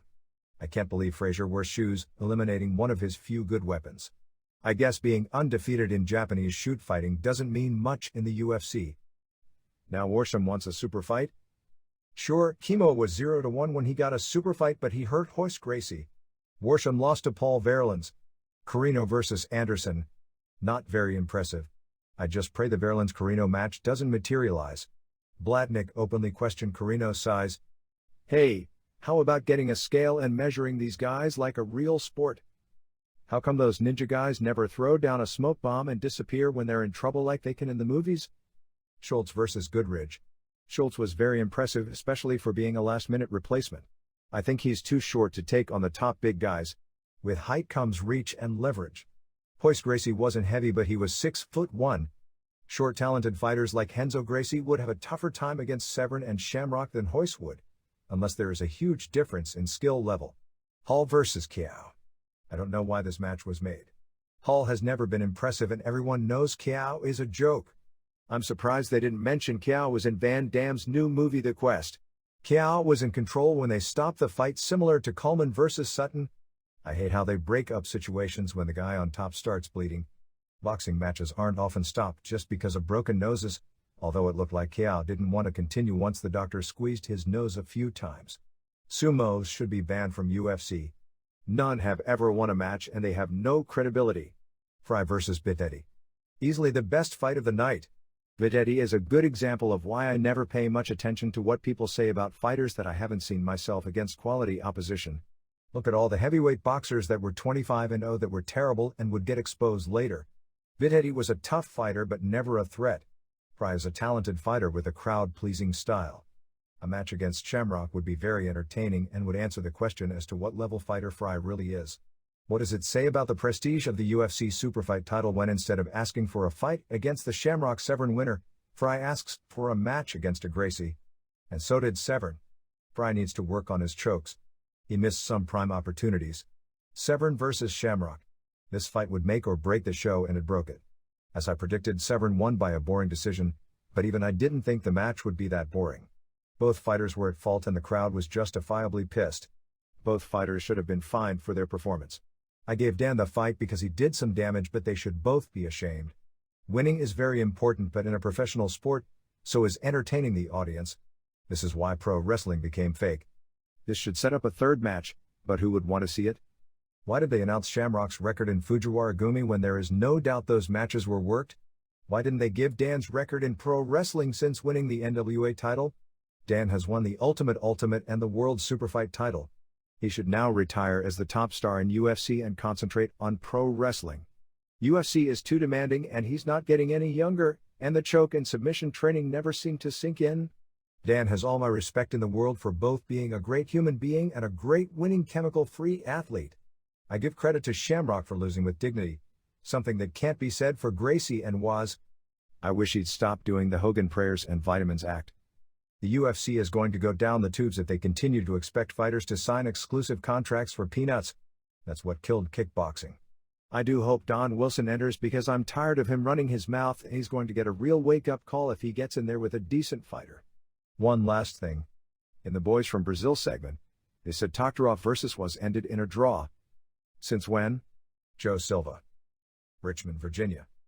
If a shoot can be the worst match of the year, then Shamrock Severn leads the list. Time limits and decisions violate the basic concept of UFC matches being fights. It infuriates me to hear them worry about running out of pay-per-view time when the telecasts are filled with dead air. Superfights should be to a finish or at least have a 2-hour time limit. It can be done. Tape the card ahead of time and edit it to show a few hours later. The show was a disgrace. In boxing, few fighters refuse or are afraid to fight. The ref stops the match, gives warnings, deducts points or eventually disqualifies them. The stalling could be tolerated if we knew it was setting up a finish, but we all knew time was running out. The fighters would be forced to lock up and take chances if they knew they could be out there all night. All we were seeing is two guys watching the clock instead of wrestling. UFC with 30-minute time limits are asking for these type of matches, and giving Severn the decision rewards the strategy. I don't know if it has a chance to win Match of the Year, since it wasn't an ECW match, but Takada Hashimoto is the best 12-minute match I've seen this year. Hashimoto's ability to sell UWFI style proved him to be a superior worker to Muto. The only part of the match I didn't like was Hashimoto not selling the half crab, which is a strong style finisher. Hashimoto has brought credibility back to the IWGP title after it was destroyed in 1992 and early 1993 by Muta and Hogan, and hopefully he'll do as well in this title reign. Slamboree was terrible. It was taken out of the toilet by the announcing of Mike Tenay, whose words actually made the audience focus on the Conor Liger match. After he left, the show went back into the toilet. Giant Sting was okay, probably good enough to be a Nitro main event. Steve Yohei. Alhambra, California. Response from Dave Meltzer. Time limits and judges' decisions, or point systems, are a necessary evil. They exist in every form of one-on-one combat sport because it's very difficult to cleanly finish a top-level defensive fighter and the matches would take forever. Forget the street fight idea because in the real world there is no such thing as a street fight that goes more than a few minutes, and the vast majority don't end until people pull them apart without a knockout or tap out, and in a real street fight it is very rare to see a winner via a submission hold. Fans watching the event live, just as those watching on television, are almost inherently going to hate any match that goes longer than 30 minutes, even if our imagination of what fighting is supposed to be will tell us differently. If Severn Shamrock had a 2-hour time limit, the two would have taken longer to get into it, not shorter. They may have had a finish in 2 hours, although that's not a guarantee, and if they didn't, and for that matter, perhaps even if they did, it would have been an even more boring spectator event. I've heard the taping the show ahead of time argument, but it creates even more problems and doesn't really solve any. The live crowd will react negatively to any long fight, and no time limits would result in more long fights. The 30-minute time limit in this fight and all time limits are contracted to ahead of time with the participants because legally that has to be the case. Because of problems in the past, Semaphore Entertainment Group has to book the shows with the idea that every fight is going the time limit and still be able to end the show in 3 hours. They don't have any dead time scheduled after the introductions and first set of interviews with the main eventers, and begin inserting pre-packaged features as the undercard matches end before the time limit, and thus they then have time to fill. Fans watching the pay-per-view will be even more furious with an edited version of a main event, realizing what they are seeing is a tape show and thinking the promotion is hiding something from them and protecting one of the fighters. Any kind of a long fight is going to be boring to the masses, and that's who they have to market the show for. Not the hardcores who may be patient enough to watch for 5 hours as long as they can see who the better man is. Obviously, I completely agree that stalling stipulations have to be implemented similar to boxing and amateur wrestling, but once again, that is making it clear this isn't a street fight because they don't have stalling penalties in street fights. Every UFC show is a learning experience and problems always come up, but what I'm impressed with is that Semaphore Entertainment Group, after every problem situation arises, generally makes changes to avoid it happening again. Hopefully they will this time as well. Thumbs in the middle. I know I'm in the vast minority, but to me Severn vs. Shamrock was the best match. By the time the main event rolled around, I'd seen so little good defense and so much blood that I found it refreshing to see two guys come into a match with a thought-out game plan. I admit that it could be considered the 20-year reunion of the Ali Inoki match, but to wear out the ultimate worn-out phrase, it was a tremendous game of human chess. I look at UFC 9 the same way I look at most boxing shows I've seen. I enjoy a 10-round fight going the distance when both boxers effectively deflect each other's punches and at the same time look for offensive opportunities. On the other hand, 4 rounds of 2 sluggers battering each other silly showing no defense bores me, unless of course one could arrange to get Senator McCain into the match. The only aspect of Severn Shamrock that I didn't like was the time limit. The limitations of pay-per-view robbed us of a finish that would have likely been totally cool. Strangler Lewis would have been proud of this match. Kurt Brown. Walnut, California. Response from Dave Meltzer. Kurt Brown has done shoot fighting with the game promotion. The worst match by far was Severn vs. Shamrock. Of the 30 minutes it went, both spent 24 minutes doing the waltz of the flowers. Being cautious is one thing. However, these 2 guys really overdid it. They only needed to make things complete for each man to have worn dresses and ballet slippers. I also didn't like the judge's decision. However, with the fight in Severn's backyard, one can see why he got the decision. Leon White would have put both guys away in no time, and even Terry Bollea with his limited ability would have done better. The one match I did like was Fry vs. Bitfetti. It had a great deal of action and looked like one couldn't tell who was going to win. This match was what UFC should be all about. Not the garbage Shamrock and Severn pulled. White Plains, New York. Response from Dave Meltzer. There's the world of escapist fantasy and there's reality. Mr. T and Sylvester Stallone would have the same chance against Mike Tyson that Terry Bollea or Leon White would have against Ken Shamrock or Dan Severn. Because of White's strength and athletic ability and boxing experience, he'd be more dangerous than Stallone or Mr. T or Hulk Hogan in an athletic contest if someone got careless. But Shamrock and Severn's superior experience and White's lack thereof, Shamrock and Severn's ground skills, comparative lack of injuries, younger ages along with far superior conditioning would put the odds strongly in their favor. ECW. I've been an avid ECW supporter since its inception and have become pretty much accustomed to the product. However, a buddy of mine whom I would consider a casual fan at best inquired about ECW and what it was like. I took him to the May 11th show to show him. What he witnessed was a typical show with fierce brutality, comedic displays and astonishing high spots. What amazed him most of all was the surreal atmosphere. He could only compare the environment to fight scenes in Bloodsport or Escape from New York, where the lunatic and rabid fans demand blood and violence, with the only difference being no money was being passed around. Never before had he observed anything like this. He couldn't wait to attend the next show. I invite all wrestling fans, regardless of what they may have read or how they may perceive ECW, to attend at least one show. I'd bet most of them will become converted and would readily dump the garbage WWF and WCW have been force-feeding them for the past several years. The ECW holds a special quality truly unique and whose mystique can't be duplicated no matter how hard other promoters may try and imitate it. Michael Yanuzzi. Philadelphia, Pennsylvania. This is the end of this conversion. Be sure to comment and subscribe. See you next time.